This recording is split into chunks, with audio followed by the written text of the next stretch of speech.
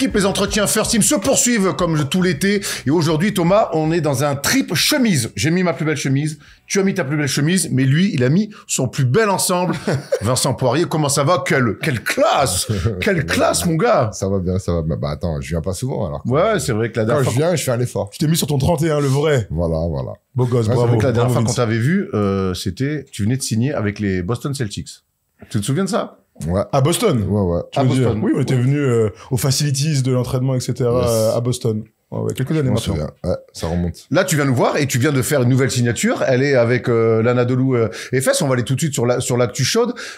C'est un gros transfert pour l'Euroleague. Parle-nous un petit peu de comment ça s'est passé. T'avais la volonté de partir du Real ou c'est l'occasion qu'a fait le larron? C'est un peu l'occasion. J'étais un peu entre partir et rester, suivant ce que j'avais comme opportunité. Voilà, j'allais pas partir pour quelque chose qui était similaire. Donc voilà, l'offre de l'Anadolu est vraiment venue en tant que pour me prendre en tant que titulaire, me faire jouer, etc. Et c'est vrai que j'avais envie de retrouver ça, de retrouver le terrain sur beaucoup de minutes et voilà, que ce soit un peu mon équipe entre guillemets. Donc voilà, et puis à Madrid, je savais que c'était bouché un peu à ce niveau-là avec Eddie, donc voilà, c'était un donnant-donnant en fait. Il y a eu cette grosse offre et ça s'est fait assez rapidement en fait. T'es content d'aller en Turquie, de découvrir un nouveau pays, des Ouais, villes incroyables comme Istanbul. Ouais, bah après trois ans et demi passés à Madrid, ça fait un peu bizarre de tout quitter et d'atterrir là-bas, qui est quand même différent au niveau de la culture, au niveau de tout ce qu'on peut connaître entre la France et l'Espagne, qui sont assez similaires. Donc voilà, ça va être une nouvelle expérience. Et je suis très content, je suis excité et j'ai hâte que ça commence. Ça nous fait un point commun. Moi aussi, je vais aller en Turquie, mais pas pour les mêmes raisons. Ah bon, qu'est-ce que tu veux faire? Dis-nous, parce qu'on l'a pas, celle-là. J'aimerais quand même qu'on revienne du coup sur ton passage au Real. On dit souvent que c'est le club en Europe qui se rapproche le plus d'une franchise NBA. Raconte-nous un petit peu ce que c'est d'être un joueur du Real Madrid. Non, c'est vrai. De par les installations, déjà, l'avantage, c'est qu'on partage tout avec le foot. Donc déjà, ça, c'est un gros truc parce que voilà, on a accès au spa, des trucs comme ça. On a des chambres individuelles dans le centre d'entraînement. Donc c'est là où, quand on se fait un verre le jour de match, on va tous là-bas, on mange, on dort dans nos propres chambres, etc. Donc ça, c'est vrai que il y a pas ça en NBA, il y a pas ça en Europe. Donc ça fait déjà une grosse différence. Voilà, on a 4 terrains où on peut s'entraîner. La salle, elle est dispo tout le temps parce que c'est la nôtre. Et voilà. Et puis après, t'as au niveau de, voilà, ils s'occupent bien de toi. T'es au Real Madrid. Donc, t'as beaucoup d'avantages, même dans la vie de tous les jours. Il y a cette étiquette de joueur du Real Madrid, que ce soit pour le basket ou pour le foot. C'est-à-dire que si tu roules à contresens et que tu te fais arrêter, tu dis que t'es joueur du Real, c'est OK. Presque. Je me suis fait arrêter pour excès de vitesse, et puis le gars, j'avais 2 places pour le match du soir, et je lui ai glissé 2 places, et vous êtes restés bons amis. Et depuis, il m'enlève mes excès de vitesse. Bravo la corruption, en tout cas, les gars. Non, c'est pas de la corruption. Non, Entre amis. Bah oui, bien sûr. Revenons sur le basket, parce que ça m'intéresse. Qu'est-ce que ça t'a apporté, Madrid? Parce que même si t'as toujours été derrière Di Tavares, moi, j'ai l'impression qu'avec ton passage au Real, t'es devenu l'un des meilleurs pivots d'Europe, tout en étant un backup. Ouais, bah de toute façon, moi, quand j'ai signé à Madrid, c'était pour gagner. J'avais jamais gagné, voilà, des trophées. Donc, j'avais pas cette capacité de dire oui, je sais comment gagner. Et c'est vrai qu'à Madrid, sur les 3 ans que j'ai passé là-bas, j'ai gagné 7 titres. Donc, je peux dire que maintenant, je connais un peu la recette. Et voilà, j'ai envie d'utiliser ça et d'aller dans une autre équipe et de prouver que je peux le faire. Et c'est la principale motivation pour laquelle je pars de Madrid.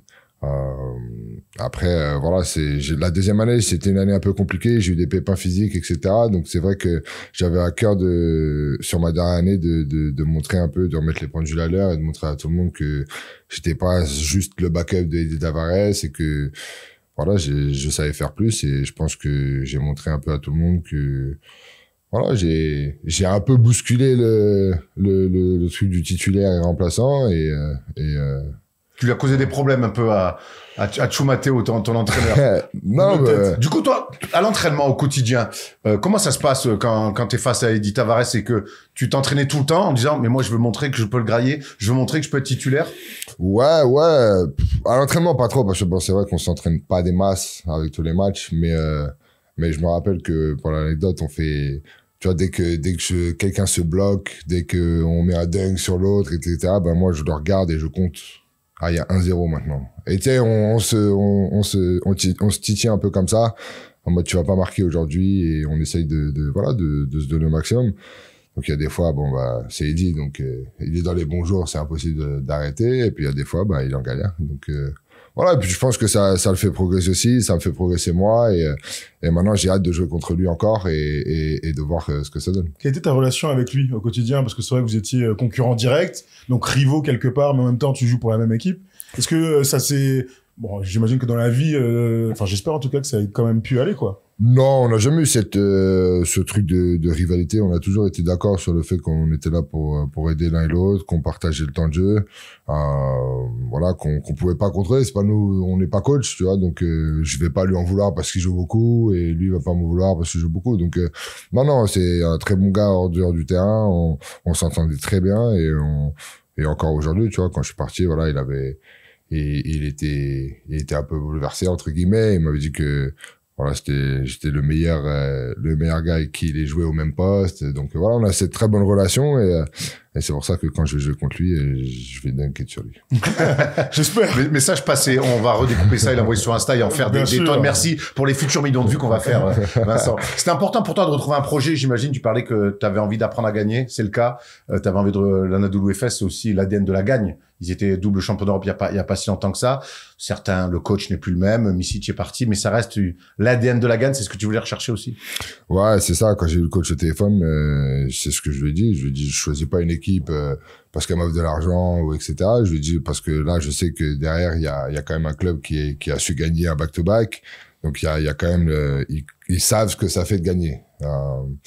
Et c'était important aussi d'aller dans un club ambitieux qui veut retrouver le Final Four et la possibilité de gagner l'Euroleague. Et voilà. Et puis j'ai échangé avec Rodrigue et Shane avant de signer parce que ils m'ont contacté. Et moi, Rodrigue, c'est un pote à moi, donc ça va être cool de rejouer avec lui. C'est pas en équipe de France que tu rejoueras avec Rodrigue, en tout cas. Un pote à qui? Apparemment. Pas Vincent, ça c'est. On embrasse Rodrigue, bien sûr. On rêve de l'avoir ici, Rodrigue. Le talent, la classe. Je dis que c'est pas qu'une histoire d'argent, mais l'année prochaine, tu vas rejouer le Paris Basketball. C'était pour les gens qui pourraient se poser des fois la question, qui ont pas toutes les tenants et aboutissants. C'est impossible aujourd'hui pour toi qu'un club français puisse offrir Vincent Poirier en Euroleague. À part Monaco, évidemment. Ouais. Non, mais c'est la réalité aussi. C'est vrai, j'ai pas eu d'offre d'ailleurs.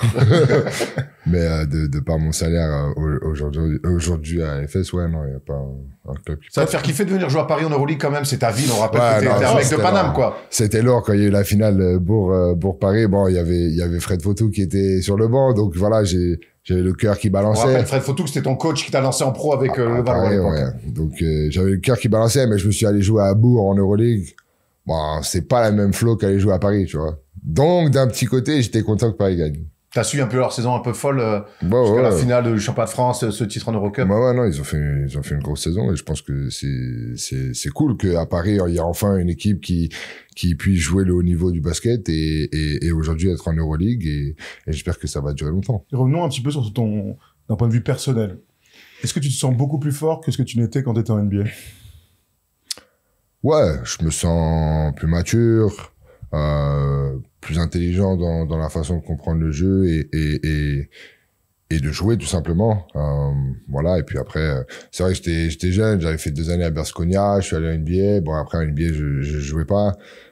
Je suis revenu à Madrid et même ma première année à Madrid, je me sens plus fort, plus serein, plus confiant et je pense que ça se voit sur le terrain parce que les 2 premières années que je fais, il y a rien de pareil par rapport à la 3e.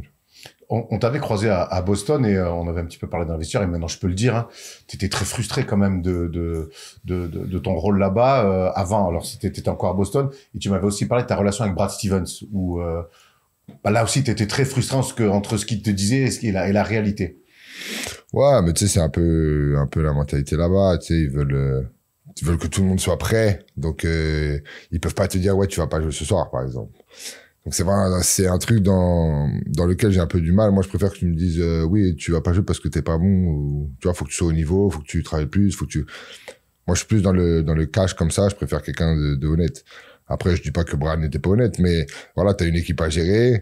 Et c'est vrai que moi, je me voyais dans ma situation personnelle parce que je jouais pas. Après, on va dire, ouais, mais c'est l'équipe. Ouais, mais moi, je joue pas, en fait. Tu vois, donc, ça me frustre, j'en ai marre, je veux jouer. Et voilà, parce que je sens que j'ai les jambes, je sens que, voilà, après que je joue pas à Boston, il n'y a pas de souci, mais du coup, bah, je vais jouer où, tu vois. Sur ton passage en NBA, tu t'es jamais dit, la marche, elle est trop haute pour moi. Non, je me suis pas dit ça, mais après, c'est vrai que, en plus, après, je me suis fait trade, et c'est vrai qu'à Philly, je me suis retrouvé derrière Joel Embiid, Dwight Howard, donc je me suis dit, ah ouais, c'est encore pire, tu vois. Parce que bon, à Boston, il y avait des intérieurs, mais là, tu tombes sur, je me suis dit, ah ouais, bah, c'est mort. Tu vois. Donc, dès le début, je me suis dit, bah, je vais pas avoir une minute de temps, tu vois. Plus que par rapport à ton niveau de jeu, c'était par rapport au nom qu'il y avait devant toi. Mais à l'entraînement, comment ça se passait avec des mecs aussi référencés? Ouais, je pense que aussi, bon, je suis tombé sur 2 très bonnes équipes aussi. Boston, on fait une finale de conf. Philly, je crois que c'est pareil, je suis pas sûr, mais tu vois, demi-finale.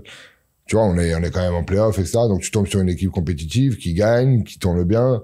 Donc, c'est dur aussi d'aller voir le coach. Je dis, ouais, j'aimerais bien jouer. Donc, ça aussi, je l'ai compris. Et je me suis dit, bah, tu peux rien y faire, ouais, c'est comme ça. Après, oui, certainement que j'étais peut-être pas au niveau espéré et que voilà, c'était un peu plus dur pour moi de me mettre dans le mood du basket NBA. Mais voilà, après T'as un parcours un peu atypique, hein. T'arrives tard, hein, dans le milieu pro, on s'en souvient. T'arrives tard au basket. T'arrives tard au basket, même. Ouais. Donc, tu t'exploses avec Freddy Fotoux au coaching, avec Lou Laberry, une association d'intérieur incroyable, hein, post-cassette, on se souvient de cette saison, fantastique. Derrière, tu vas à Baskonia. Est-ce que toi, tu rêvais de NBA? Parce qu'on rappelle que c'est Boston qui vient te chercher quand t'es à Vitoria, à Baskonia. C'est eux qui viennent te chercher. Est-ce que du coup, c'est un peu curieux que on va te chercher, mais on t'utilise pas? Ouais, rêver de NBA, tu sais, moi, déjà, je voulais être footeux. Alors, la NBA, c'était loin. Tu as été le plus grand footeux de l'histoire. Hein. Ouais, voilà, c'est ça. Devant Peter Crouch. T'as joué au Real Madrid, quoi qu'il arrive, donc c'est pas grave. C'est l'accomplissement. Non, mais, et puis après, bah, quand j'ai signé en espoir, je voulais jouer en Pro A. Et puis après, tu vois que t'es en Pro A, tu te démerdes pas mal, donc tu rêves de signer, je sais pas, moi, en Eurocup, parce que bon, j'avais connu l'Eurocup avec Paris, donc je m'étais dit, ouais, peut-être l'Eurocup.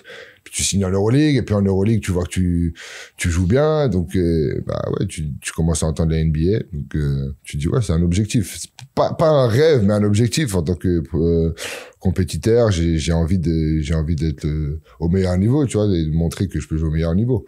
Donc voilà, et puis c'est vrai que Boston essayait de me faire venir pour les playoffs, donc pendant la saison. Et puis bon, je pense que c'était pas très intéressant de le faire. Et c'est vrai qu'ils veulent me chercher. Après, ils te mettent 2 ans de contrat. Hein. Ouais, 2 ans, ouais. Après, tu sais, c'est comme ça aussi. T'as des regrets par rapport à ce passage-là en NBA? C'est quand même le rêve de tout basketteur, alors qu'il arrive plus tard ou plus tôt.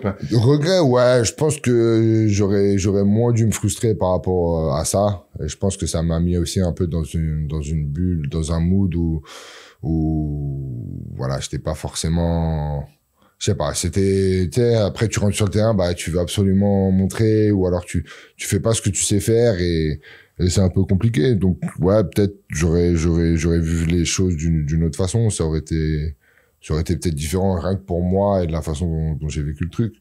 Mais bon, après, je regrette rien. C'est comme ça s'est passé, c'est comme ça, tu vois. Au moins, je pourrais dire que j'ai été en NBA et que j'ai vu ça.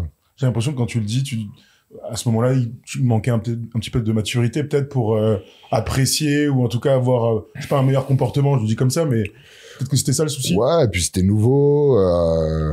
Je sais pas, c'était un peu, tu vois, je suis arrivé dans cette ambiance où je connaissais pas trop et voilà, il y a des fois j'étais un peu perdu, on va dire, mais tu sais, c'est la NBA, c'est un autre monde encore. Et quand tu viens de Paris et trucs, tu viens, bon, t'es pas habitué, et puis là t'arrives dans un truc où voilà, personne t'attend forcément, t'es un peu le gars d'Europe, personne connaît trop ton nom, ce que t'as fait, donc voilà, faut prouver et voilà, c'est compliqué parce que les matchs arrivent vite et puis les matchs, on les gagne. Donc, voilà, pour créer des trucs. Et puis moi, je suis un joueur d'équipe, tu sais, je suis pas un joueur de 1 contre 1, je suis pas un joueur qui crée la différence. Moi, je fais des pick and roll et je dunk.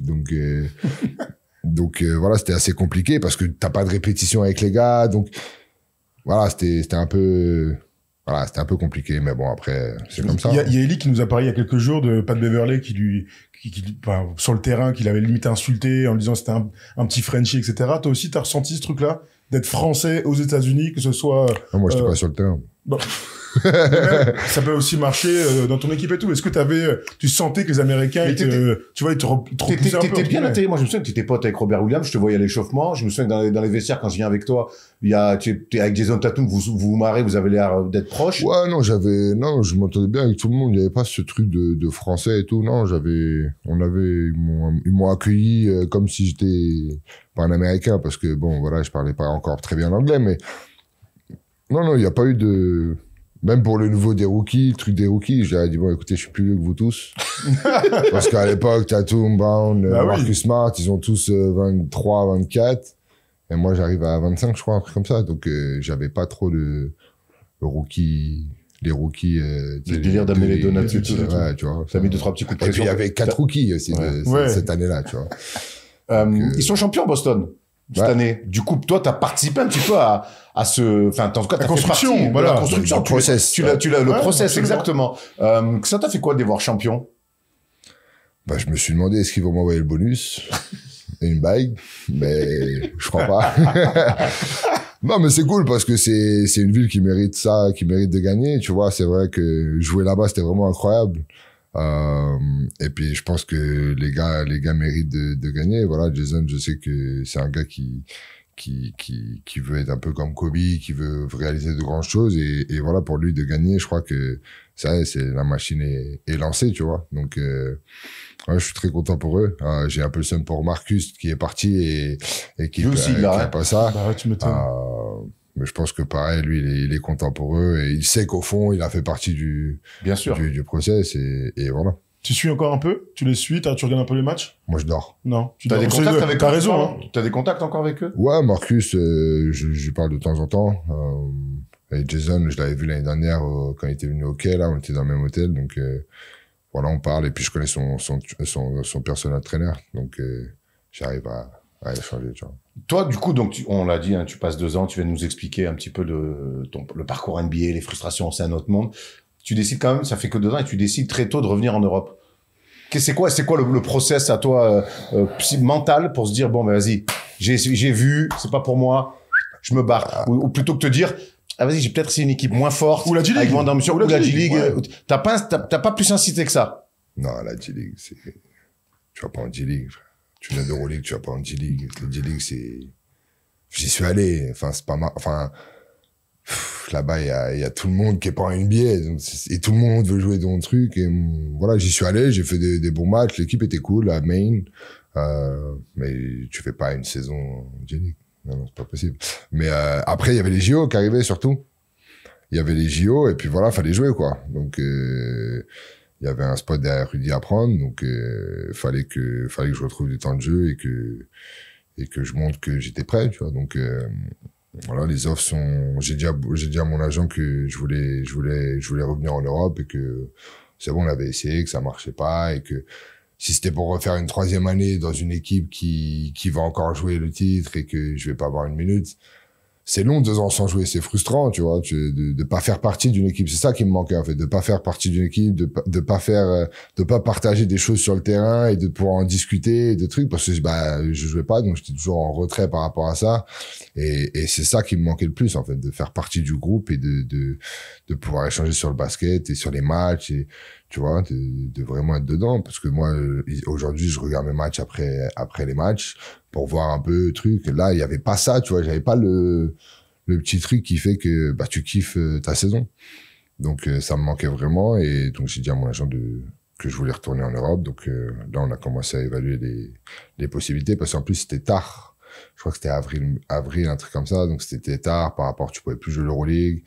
Donc, il fallait trouver des équipes qui voulaient bien te prendre pour jouer la CB, machin. Et puis, au même moment, Gabriel Deck part à OKC.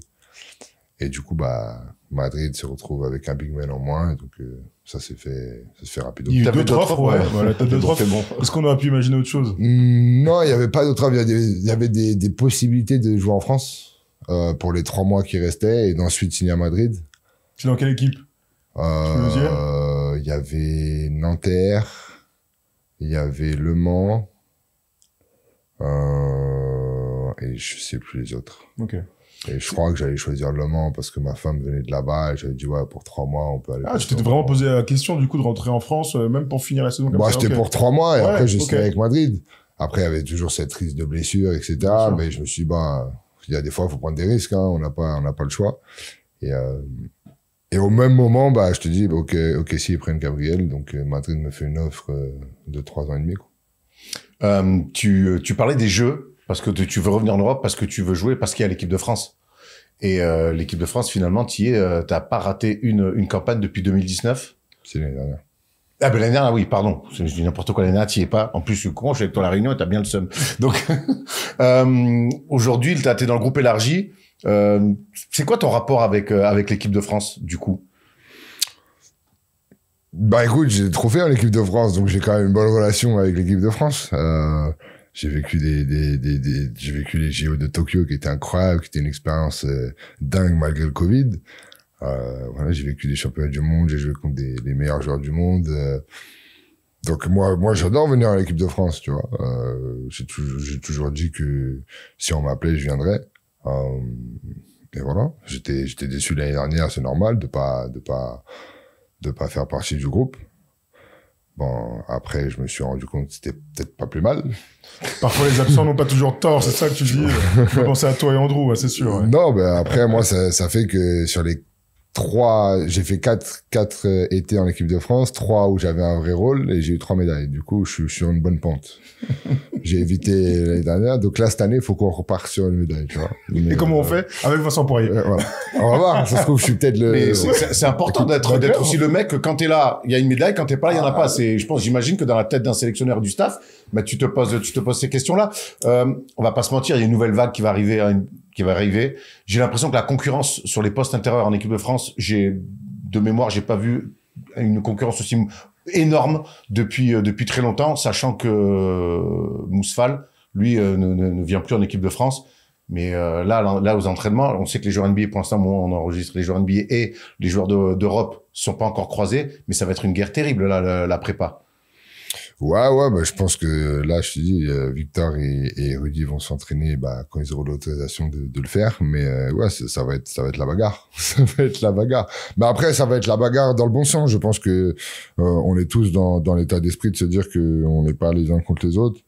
Que moi ou Gershon, on en a discuté, on est conscient que Rudy et Victor ont les clés entre guillemets du secteur intérieur et que nous on est là un peu pour épauler et faire le maximum et donner des minutes parce qu'on sait qu'il y a des matchs où ça peut être différent. Donc voilà, mais on n'a pas d'animosité par rapport à ça. Le but c'est de gagner à la fin. Donc si je joue 2 minutes par match et qu'à la fin j'ai une médaille d'or, on se serre la main tous, on fait la fête et après on revient l'année prochaine, tu vois. Mais c'est comme ça, c'est le sport en équipe. Et puis quand tu es en équipe de France et qu'il y a autant de talents, surtout à l'intérieur, je pourrais dire que j'ai fait partie de cette équipe déjà, donc je faisais partie d'un de ces talents. Et voilà. Mais Est-ce que parfois c'est ingrat de jouer en équipe de France? Alors c'est génial, c'est un rêve.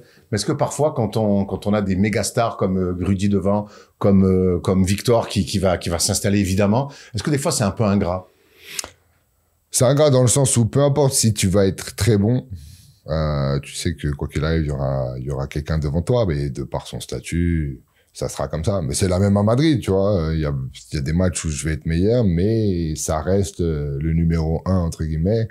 Et voilà, ça fait partie du sport. Il y a un de tes concurrents, entre guillemets, direct sur le poste. D'ailleurs, la grande question, c'est est-ce que ce sera Vincent ou Mathias qui va faire partie des 12? Bon, déjà, je te le dis, vous m'avez régalé, les mecs. vos matchs en Euroleague, là. les Moi, j'ai gars, crié, hein. vous me régalez. C'est-à-dire Moi, que- jeudi soir à la maison, mec. 21h, je crie chez moi les tout gars. seul parce que ça se met des Ah dunks ouais, dans les non. poires et tout. Bravo. Bravo. Ça, c'est mon basket. Voilà, ça, c'est le basket les qu'on aime. Français qui Voilà. sont concurrents directs. C'est ce qu'on sait faire de mieux. Bah ouais, clairement. Raconte-moi un petit peu ces matchs-là face à Mathias. C'est un truc de fou, ça. Non, bah, je sais que Mathias, il va essayer à chaque fois, tu vois. Donc, et puis il avait des bons joueurs de pick and roll avec lui, notamment Lucas. Donc, voilà, et moi, ils ont pas bumpé. Clairement. Après, moi, je suis obligé d'être sur Lucas et sur Mathias. Et puis Mathias, une fois qu'il est lancé, bon, faut y arriver, tu vois. Mais bon, moi, tu vois, c'est des trucs, bon, ça fait des highlights, ça fait parler, c'est cool, mais moi, je m'en fous, tu sais. Je vais y aller quoi qu'il arrive, et puis au pire, je prends un dingue, ça se prend pas. Mais tu vas rendre, de toute Ça manière. sera pas C'est le ça qui est bien. premier, ce sera pas le Ah oui. dernier, et puis il y en aura d'autres. Ah, il y a que les gens qui défendent pas, qui prennent pas de Bah, dunk c'est dans la Voilà, tête, si tu hein, sautes comme les pas, tu crosses, peux hein. pas le bloquer. Donc, moi, je saute. Je continuerai à sauter encore. Et puis, bah, je reprendrai d'autres, hein. Sûrement, j'en ai pris pas mal cette année, en plus. Je crois que. C'est partie du jeu, de toute façon. Il y a bien tous les pivots qui ont dû me dunker dessus, mais Vice versa. voilà, Mais oui, c'est vrai. j'en ai dunké C'est- sur quelques-uns, j'en ai bloqué quelques-uns. Ouais. C'est des match-ups que t'aimes bien contre Mathias? Non, Mathias, c'est Il est chiant. Il est petit, il est costaud. Ouais, il court partout, ouais. En finale, là, il faisait ses trucs de post-up et il arrivait à jeter la balle et ça rentrait. Non, ça me saoule le jeu contre. Il était en folie, Mathias, Ouais, c'est clair. ça me saoule. Ça amène une autre question, parce que en équipe de France, bon, t'es un pivot, toi. Bon, t'as vu aussi jouer poste 4, parfois. Est-ce que, Tu m'en verras plus. par l'équipe de Bah non, France, mais là, Attends, on a Pas- battu Team USA comme ça. Attends, Attends, Gershon, pas en tu dis, je je vais dis jouer pas en 3 peut-être, mais Non, ma question, c'est, est-ce que tu t'éclates sur le poste 4? C'était ça, ma question. Est-ce que c'est Moi, un poste que tu kiffes? poste 4, ça me fait kiffer juste parce que je vais faire pick and pop et je vais voilà. shooter un ou deux fois et ça me fait régaler. Si j'en mets un ou deux, je vais être content, hein. Moi, ça y est, à Madrid, j'en prends un ou deux de temps en temps. Je suis content, j'ai mis mon 3 points. T'es capable un peu à l'occasion. Bien sûr. Je regarde le banc, je fais aller chute à tout le monde. Vous voyez que je peux shooter. Mais non, poste 4, bon, c'était pour dépanner un peu. C'était voilà, parce que Vincent voulait faire cette association. Maintenant qu'il y a Victor, il n'y a plus besoin de m'associer avec Rudy, tu vois. C'est vrai que là, pour le coup, si tu veux jouer grand, ben, Oui, ça c'est clair. Ça, il y a c'est Victor. sûr. T'as été en opposition un petit peu avec Victor ou t'as pas eu l'occasion encore? Non, à part la fameuse vidéo à Nanterre où Oui. on avait fait un 2 contre 2. Il y a des années, des années, ouais. Ouais, c'est incroyable. Ouais, non, il y a pas. Bah non, vu qu'il peut pas s'entraîner encore. Au jeu de Tokyo, on tape. Je dis on parce que quand c'est l'équipe de France, c'est Ouais, nous on tous. est tous ensemble. Bien On sûr. tape Team USA en poule. En finale, on perd. On a l'impression d'être si proche, si loin. Mais vous êtes fait une promesse à Tokyo, c'est de dire faut qu'on les tape à Paris. Ils ont envoyé une équipe, comment on l'a défini, une équipe de bâtards. Est-ce que ça peut... vous, quand vous en parlez entre vous, vous dites, attends, mais même avec leur équipe de mutants, on est chez nous, on veut les taper. Bah oui, j'espère, parce que sinon, ça sert à rien qu'on les joue, les JO, tu vois. Genre, si on commence à avoir peur d'équipe, c'est du basket, c'est du sport, c'est pas toujours la meilleure équipe sur le papier qui gagne. On est chez nous, et voilà, on sait pas ce qui peut se passer. Après, ouais, ils ont une équipe de bâtards, comme tu dis. Mais bon, nous aussi, on est une bonne équipe. Donc, Ah oui, on oui. verra, tu vois. Il y a pas de... Je pense pas qu'il y ait un gars dans l'équipe qui se dise putain, on va en prendre 50. On va les jouer les yeux dans les yeux. Et même si l'équipe qu'on a joué à Tokyo, c'était pas la même équipe, ça reste du basket, ça reste des humains. Et puis, voilà. Tu sais, souvent, nous, on dit l'écart entre les autres équipes et Team USA, c'est vraiment réduit ces dernières années. Bon, bah, clairement, en 2019 et à Tokyo, nous, les observateurs, on a le même sentiment. Est-ce que vous, les joueurs, vous dites aussi la même chose? Que clairement, vous êtes au même niveau que ces mecs-là? En termes d'équipe, bien sûr. Que l'équipe de bâtard ou que l'équipe de Tokyo. C'est ça. Que n'importe quelle équipe de Team USA, à un moment donné, ils ont le même maillot, tu joues. Ouais, tu ils ont vois. le même maillot, pas les ils ont mêmes le même joueurs, sport, hein. Ah, mais bon, c'est Ils la ont la même même balle. passion, ils ont la même passion, ils ont pas le même talent. Au bout d'un moment, il y a 5 mecs à jouer, quoi, tu vois. Ah, mais En face. après, ça restait des joueurs NBA, ça restait Bah oui. des machins. Là, bon, tu parles de quand même de... Il n'y avait pas de LeBron dans l'autre équipe, tu vois, à Tokyo. Ouais, c'est sûr. Mais ça restait, il y avait JT, il y avait Kemba, il y avait Kevin Durant. Il y avait KD, il y avait Donovan. Non, en 2021, C'était il y avant avait KD. Donovan. 2019, il n'y avait pas KD, ouais. Tu vois, il y avait quand même des joueurs qui savent jouer au basket, c'est pas des peintres. Donc, voilà, après, vas-y, on verra. C'est la finale rêvée, de toute façon, on imagine. Voilà, Bercy, si c'est France, Team USA, France. Même, en vrai, si tu perds, le moment, il sera Ben, incroyable. exactement. D'être dans la Tu salle. vas jouer Team USA en finale des JO à Paris contre LeBron et compagnie, ben, l'image, elle est dingue. Je vais pas dormir. Ça, c'est vrai Même que... si je perds, je vais pas dormir. Mais même nous, on va pas dormir, mais même la veille. Oui. Est-ce que toi, en tant que joueur, t'arrives à dormir la veille Mais des c'est énormes bien, matchs? c'est bien parce que tu vois une équipe comme ça veut dire que je pense que nous on va être motivés. Tu sais, il y aura ce truc de dire on va tout donner. Donc c'est là où les équipes, tu peux les surprendre aussi. C'est dès la veille, t'es concentré, dès la veille, t'as cette envie, et quand t'arrives au match, t'es bien, et t'as pas de problème, de truc, t'es motivé, tu donnes tout, tu vois. Bon, de toute façon, on rêve tous d'un grand tournoi olympique et de cette finale rêvée, que ce soit vous. Un peu de chemin avant, mais. Vous joueurs, Voilà, j'imagine on va pas. gagner le premier match. La prépa, déjà. Il y a une énorme, c'est vrai qu'on aime bien se projeter, nous, sur la finale, mais il y a quand même des énormes équipes, à jouer avant. Nous, l'année dernière, on a vu l'Allemagne devenir championne du monde. C'est une équipe exceptionnelle. Le Canada, je t'en parle même pas. Donc voilà, ça va être un tournoi fantastique. Mais laissons-nous rêver. Mais ça, bien sûr. on va jouer le premier match. On va pas dire rêvons plus grand parce que ça porte malheur, mais laissez-nous rêver. Voilà, laissez-nous rêver.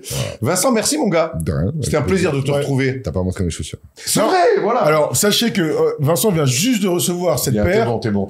Parce que Vincent a décidé de jouer. Alors, pas celle-là, c'est celle-là qu'il faut montrer. Non, mais la taille. Ah oui, bah, il est grand. C'est un 7-footer, le mec. C'est ce qu'on dit. Qu'est-ce qu'on dit, Erwan? Grand pied, grande chaussette. Voilà, grande chaussette. Exactement. Alors, explique-nous, du coup, tu vas jouer avec des chaussures bleu, blanc, rouge? Ouais. Du coup, je les ai fait sur Nike ID. Donc là, celle-là, elle est rouge. Les bleus, je les ai déjà reçus.